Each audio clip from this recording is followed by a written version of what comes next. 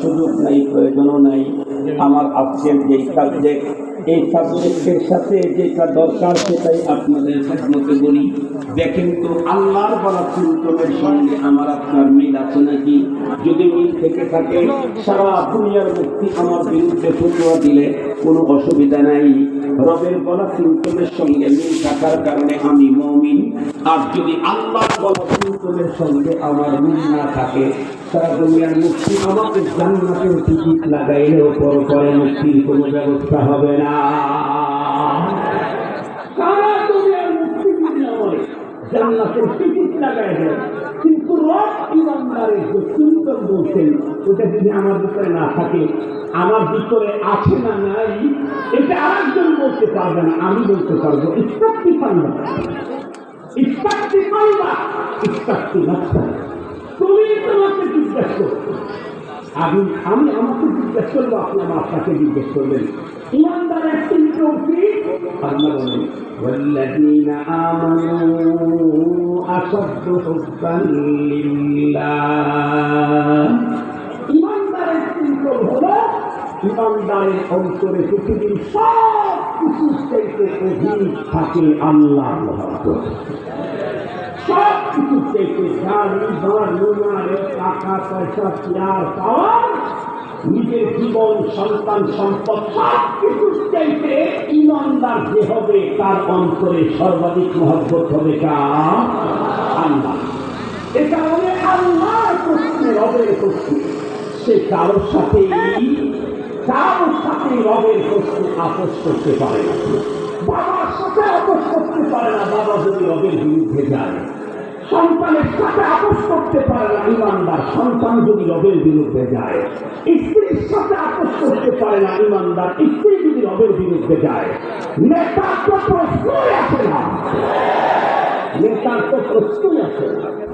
যেখানে বাপের সাথে আপোষ করতে পারে না মুমিন, বাপ আল্লাহ বিরোধী হলে, যেখানে সন্তানের সাথে আপোষ করতে পারে না কোনো মুমিন, সন্তান আল্লাহ বিরোধী হলে জ্বলন্ত প্রমাণ। একটা ইতিহাস পড়ে মূল কথাটা আপনাদের খেদমতে উপস্থাপন করে আমার বিদায়ের পালা ইনশাআল্লাহ। মোহতারাম হাজির, আমরা জানি আদম আলাইহিস সালাম থেকে মানুষ তৈরি শুরু হয়েছে। পৃথিবীর সর্বশেষ মানুষ যেটা আসবে, সমস্ত মানুষের মধ্যে সবচেয়ে দামি মানুষ হলেন নবী এবং রাসূলগণ। কথা বলেন নবী এবং আবার বলেন পৃথিবীর সবচেয়ে সেরা মানুষ কারা? এই ইতিকাদ আকীদা অন্তরে বসাইতে না পারলে পরপারে ওই ঈমান নিয়ে গেলে ডিটেক্টরের চেকে ধরা পড়বে। এই আকীদা নিয়ে যেতে হবে, খালি চেকে আর ডিস্টার্ব হবে। সমস্ত নবীগণ মাসুম। কথা বলেন সমস্ত নবীগণ নবুয়তের আগে পরে কখনোই কোনো নবীকে দিয়ে আল্লাহ তাআলা গুনাহ হতে দেন নাই। আল্লাহ নিজ হাতে তাদেরকে 100% তাদেরকে শক্তি দিয়েছেন।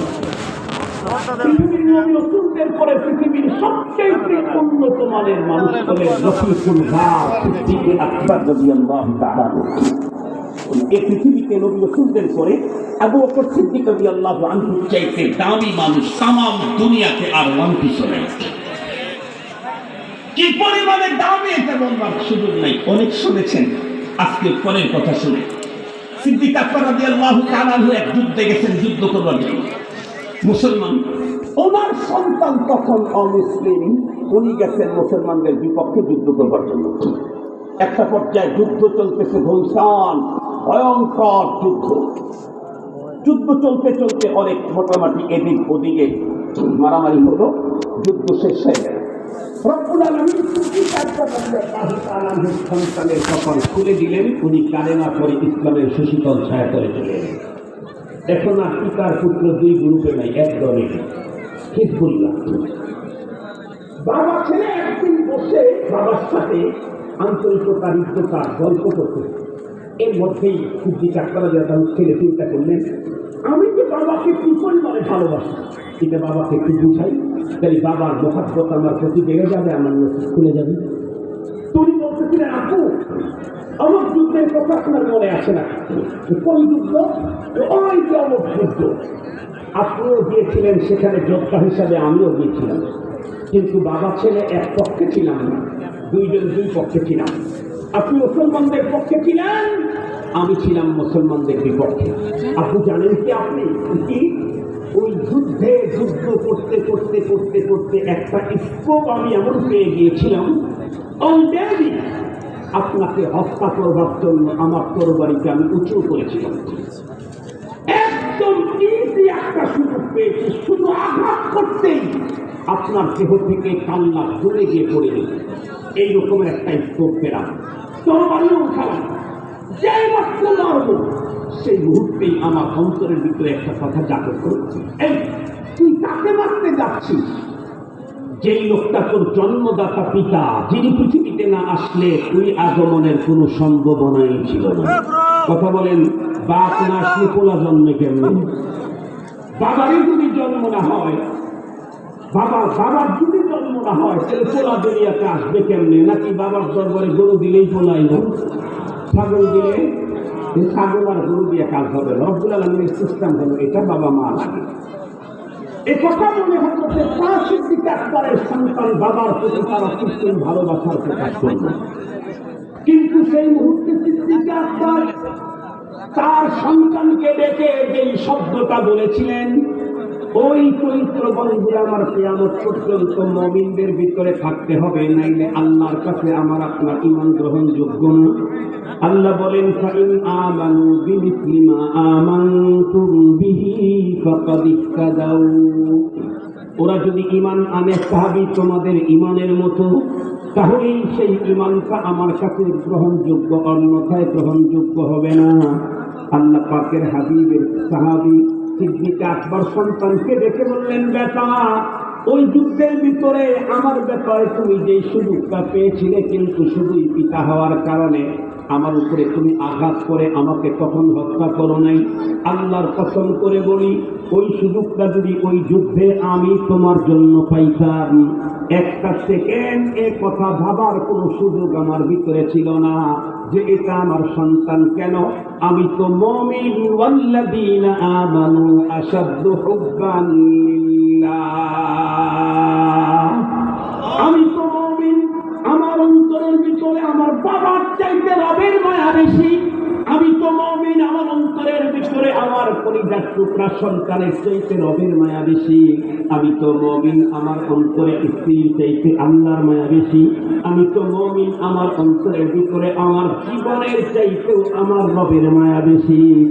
যদি আমরা আমাদের অন্তরে আল্লাহ প্রেম, সম্পদ, সন্তান, পিতামাতা এগুলি থেকে বাড়াইতে না পারি, তাহলে বন্ধুরা আমার আল্লাহ পাকের আযাব আর গজব আমাদেরকে ধরে ফেলবে। দাদা বাবু আর সাদা বাবুদের শেল্টার দিয়ে রক্ষা পাওয়ার কোনো সুযোগ নাই। এই জন্য আজকের এই মাহফিল থেকে খোদাই মেসেজ আপনাদের পর্যন্ত পৌঁছিয়ে দিলাম, মানা না মানা আপনাদের কাজ। ইন্নামা আলাইকাল বালাগ ওয়া আলাইনাল হিসাব।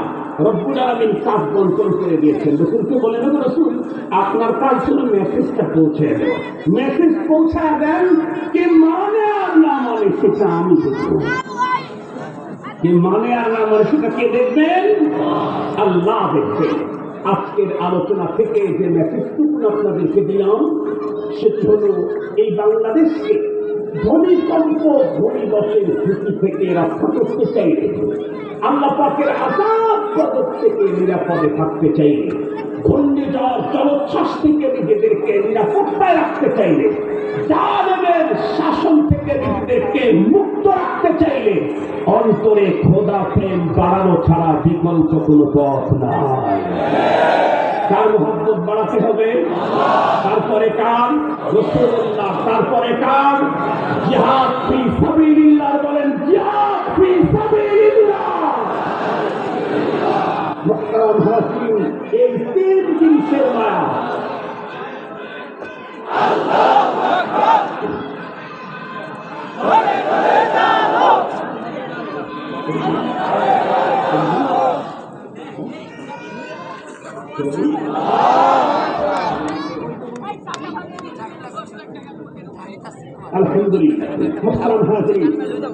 এখন কথা হলো, অন্তরে তো আল্লাহ বাড়াইতে চাই, কিন্তু হয় না। কি করলে আল্লাহ প্রেম বাড়ে এটা একটু বলে দেন, তাহলে আজকে থেকে আমরা ওটা করা শুরু করব। ইনশাআল্লাহ কয়টা জিনিসের মায়া যেন বাড়াই দিব অন্তরে। প্রথম আল্লাহর মায়া বাড়ানোর অনেক পদ্ধতি আছে, এর মধ্যে সহজ একটা পদ্ধতি হলো, সুন্দর পদ্ধতি এবং জরুরি পদ্ধতি, সেটা হলো কোরআনে পাকের তিলাওয়াত বেশি বেশি করা। আল্লাহর কোরআনের তেলাওয়াত যত বাড়বে, যত বাড়বে আল্লাহর কোরআনের তেলাওয়াত, ততই আল্লাহ পাকের মুহাব্বত অন্তরের ভিতরে বাড়তে থাকবে। আমরা ইনশাআল্লাহ যারা কোরআনে পাকের তিলাওয়াত জানি, কমপক্ষে 2 টাইম দৈনিক 2 বার সকালে এবং সন্ধ্যায় আল্লাহর কোরআন তেলাওয়াত করব। যারা জানি না, আমি গার্মেন্টস শ্রমিক কাফেলাদেরকে অনুরোধ করব, আপনারা অনেক ভালো কাজ করেন, জানি না আপনাদের এখানে বয়স্কদের কোরআন শরীফ শিক্ষা দেওয়ার সিস্টেম আছে না নাই। যদি থাকে আলহামদুলিল্লাহ, ডাবল ধন্যবাদ আপনাদের। যদি না থাকে আপনারা ব্যবস্থা করবেন। 2 নম্বর, রাসূল প্রেম বাড়াইতে চাই, 2টা কাজ করবেন। একটা হলো আমরা খাই, ঘুমাই, পথ চলি, পোশাক করি, যে কাজগুলো আমরা কন্টিনিউ করি, সবাই করে, যেমন ঘুমানো, জাগা, ঘরে ঢোকা, ঘর থেকে বের হওয়া, জুতা পরা, পাঞ্জাবি পরা, ওয়াশরুমে যাওয়া, গোসল করা, বাচ্চা কাচ্চা ভালোবাসা দেওয়া, সব কাজ যেগুলি আমরা করি সেগুলি আমরা আমাদের সিস্টেমে করবো না, নবীজির সিস্টেমে করবো, মানে সুন্নাত মোতাবেক করবো। এই ব্যাপারে সুন্নাত জানার জন্য তালিমুস সুন্নাহ একটা কিতাব কিনতে পাওয়া যায়, আমার পৃষ্ঠা হুজুরের লেখা, ওটা কিনে নেবেন। 2 নম্বর হলো যখনই মুখ ইজি থাকে তখনই নবীজির প্রতি দরুদ করতে থাকবেন, দেখবেন অটোমেটিকলি আপনার অন্তরে রাসূল প্রেমের আগুন লাগতে থাকবে। সাহাবীদের অন্তরে যেমন নবী প্রেমের আগুন ছিল, সে আগুন আপনার প্রেমে অন্তরে ঢুকে থাকবে। চতুর্থ 3 নাম্বার কথা হলো জিহাদ ফি সাবিলিল্লাহ তথা দ্বীনের মহব্বত অন্তরের ভিতরে এনে ঢুকাবো কেমনে। এর জন্য কাজ হলো 2টা। নাম্বার 1, যখনই সময় পান দিনদারদের সাথে একটু সময় দিবেন। যে লোক নেতার সাথে ঘোরে ওর নেতা হওয়ার আবেগ তৈরি হয়, যে লোক ব্যবসায়ীর সাথে ঘোরে কয়েকদিন পরে ব্যবসা দোকান দেওয়ার আবেগ তৈরি হয়। কথা বলেন না কেন? যে লোক স্বর্ণকারের সাথে ঘোরে ওই লোকটা কিছুদিন পরে স্বর্ণকার হয়ে যায়। আপনি যদি আল্লাহওয়ালা কেরামের সাথে ঘোরেন, আপনার অন্তরের ভিতরে আল্লাহর প্রেম লেগে যাবে। 2 নম্বর হলো আল্লাহর দ্বীনের জন্য এখন থেকেই অল্প অল্প করে হলেও কন্টিনিউ খাবার প্রতিদিন খাই। আল্লাহর দ্বীনের জন্য আল্লাহ আমাকে যে সম্পদ দিয়েছেন, এখান থেকে 2 টাকা হলেও আল্লাহর দ্বীনের জন্য ব্যয় করবো প্রতিদিন। 2 টাকা ব্যয় করবো, 2 টাকা প্রতিদিন। কেন? যে জিনিসের পিছনে মানুষের শ্রম আর অর্থ ব্যয় হয়, অটোমেটিকলি তার প্রতি মায়া জন্মায়। যার প্রতি শ্রম নেই, অর্থ ব্যয় হয় না, ওর প্রতি অত মায়া হয় না। আল্লাহ পাক আমাদের সকলকে এই পদ্ধতিতে আল্লাহ, রাসূলুল্লাহ, জিহাদ ফি সাবিলিল্লাহর মায়া অন্তরে বাড়ায়া আমাদের দেশটাকে আল্লাহ তাআলা যেন ঝুঁকি মুক্ত করে দেন। এই কি বলে, ভূমিকম্প, ভূমিধস, এই জাতীয় আযাব জগৎ থেকে বাঁচবার পথ যেন আল্লাহ তাআলা তৈরি করেন। তোমার তৌফিক ইল্লা বিল্লাহ। যতটুকু বললাম আল্লাহ তাআলা আমাকে আপনাদের সকলকে আমল করার তৌফিক দান করুন। আসসালামু আলাইকুম ওয়া রাহমাতুল্লাহ।